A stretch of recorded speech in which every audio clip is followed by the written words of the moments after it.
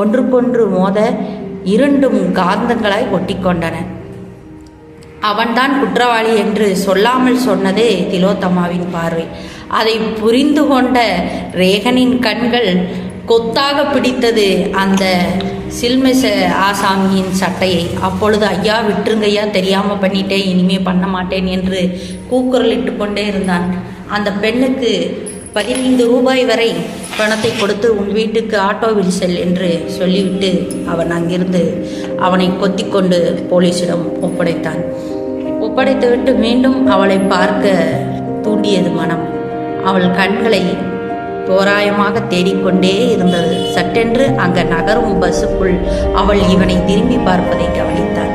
கவனித்த உடனேயே இருவரும் ஸ்தம்பித்தது போல் இருந்தார்கள். இப்படித்தான் அவர்களின் ஓராண்டு கால பார்வையினுடைய பேச்சிலேயே சென்றது. சில காலகட்டங்களில் ஆணையும் பெண்ணையும் அதிகம் பேசுவதற்கு வாய்ப்பை கொடுத்ததில்லை. பெண்கள் ஒருபுறம் இருக்க வேண்டும், ஆண்கள் ஒருபுறம் இருக்க வேண்டும், அப்படித்தான் இருந்தது. ஆனால் இங்கே இருவரின் பார்வைக்குள் காதல் பந்து இங்கும் அங்கும் தாவி தாவி விளையாடி கொண்டிருந்தது. ஓராண்டு காலம் அப்படியே நடந்தது.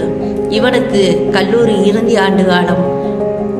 தன்னுடைய படிப்பின் காரணமாக அப்பொழுதுதான் பெரிய பெரிய கம்பெனிகளில் இருந்து மாணவர்களை செலெக்ஷன் செய்து வெளிநாடுகளும் வெளியூர்களும் அழைத்து கொண்டு போய் ட்ரைனிங் கொடுப்பார்கள்.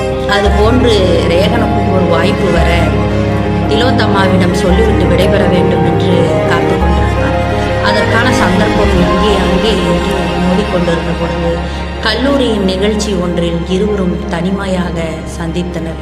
இருவருக்கும் மத்தியில் என்ன பேசுவதென்று தெரியவில்லை. ஆனால் இருவரும் தங்களை தாங்களே தவிப்பிற்குள்ளாக்கி கொண்டதை புரிந்து கொண்டு ஓடிச் சென்று இருவரும் கட்டி கொண்டனர். கட்டியவுடனே மார்பில் சாய்ந்து போனாள் திலோத்தமா.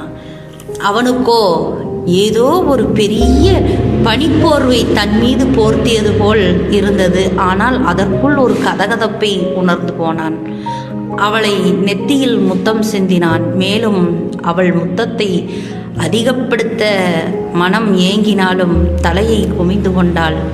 அப்பொழுது அவன் சொன்னான், நீ ஒரு நாள் எனக்காக முத்தம் சிந்தும் நாள் வரும், அன்று நான் உயிர் தெழக்கூட தயங்க மாட்டேன் என்று அவளுடைய இதழை தொட்டுவிட்டு பேசினான்.